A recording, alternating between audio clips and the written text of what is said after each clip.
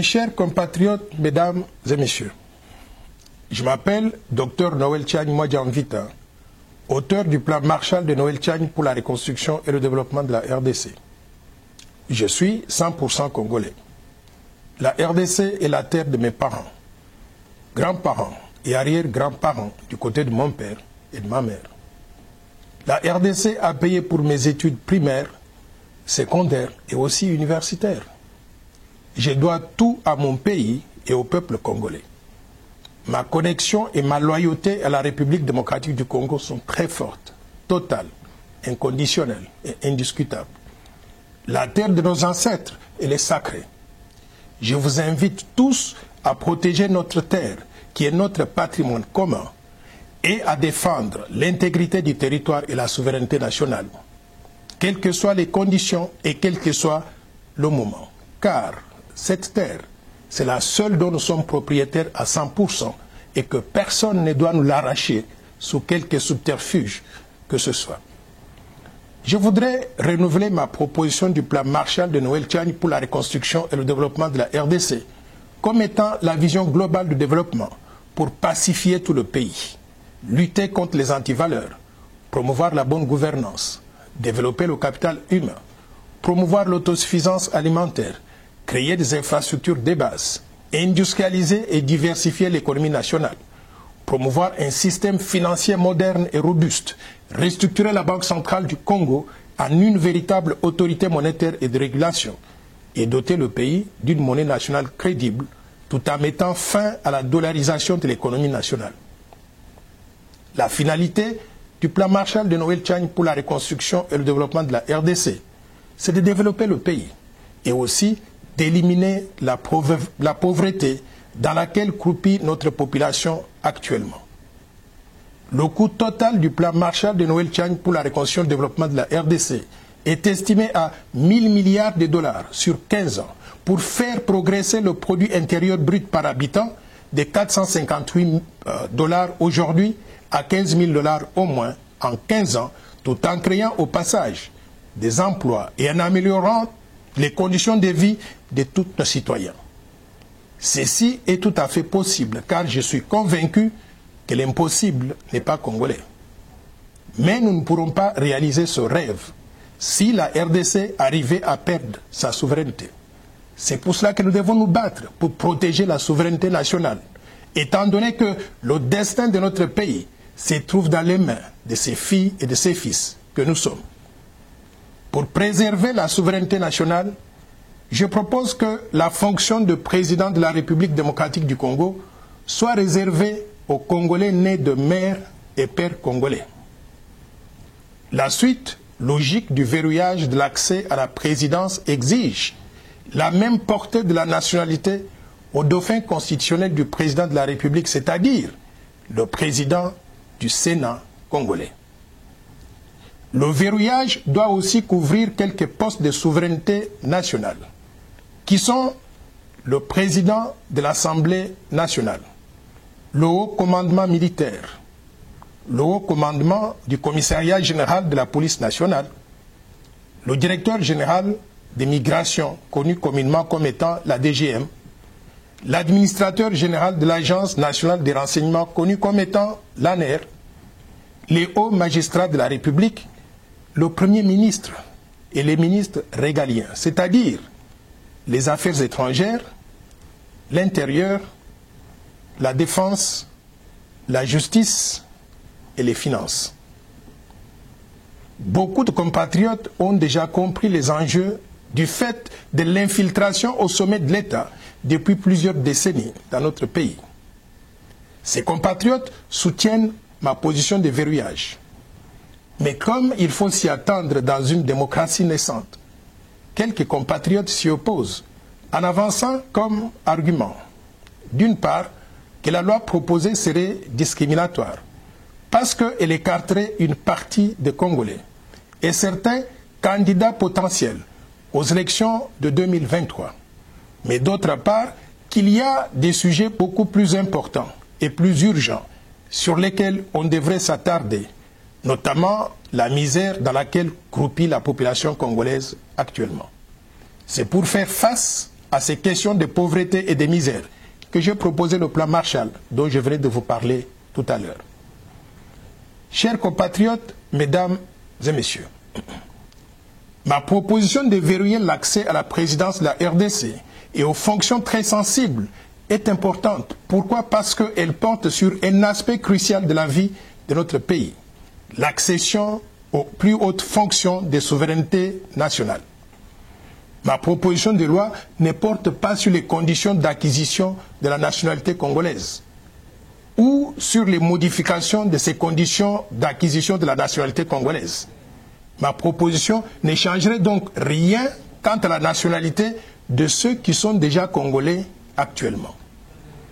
Je voudrais vous parler d'un article important de la Constitution qui parle de ces questions de nationalité. C'est l'article 10 de la Constitution de la République qui est très clair au sujet des conditions d'acquisition de la nationalité congolaise. Cet article stipule ce qui suit. La nationalité congolaise est une et exclusive. Elle ne peut être détenue concurremment avec aucune autre. La nationalité congolaise est soit d'origine, soit d'acquisition individuelle. Est congolais d'origine toute personne appartenant aux groupes ethniques dont les personnes et le territoire constituaient ce qui est devenu le Congo, c'est-à-dire actuellement la République démocratique du Congo au moment de l'indépendance le 30 juin 1960.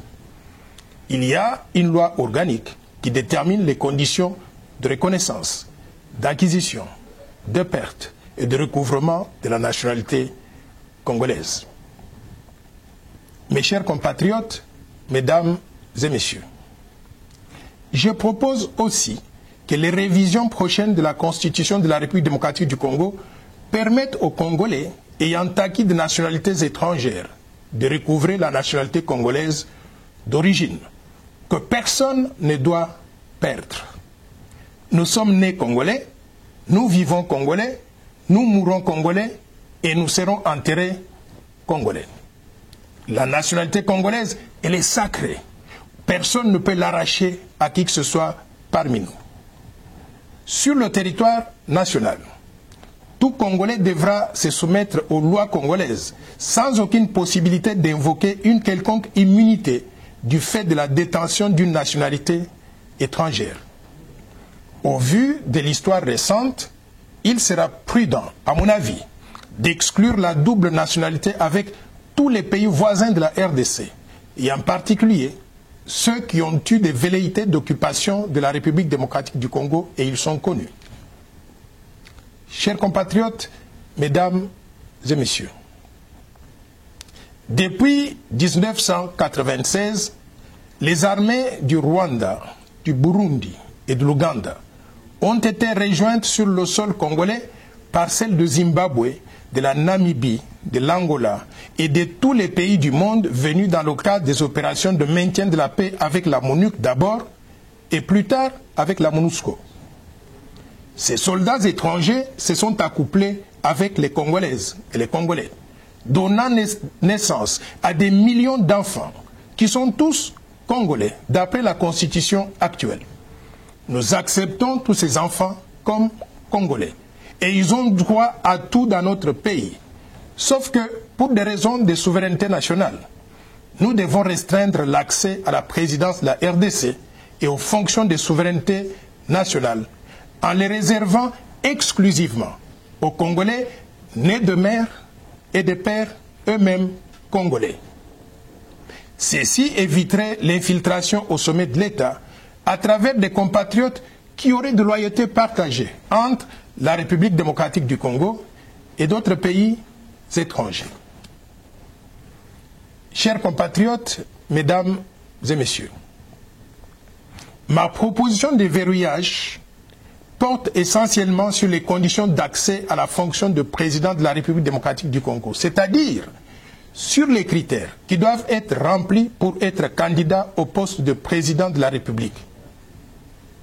Pour le moment, ces critères sont définis par l'article 72 de la Constitution de la République démocratique du Congo qui stipule ce qui suit. Nul ne peut être candidat à l'élection du président de la République s'il ne remplit pas les conditions ci-après. 1.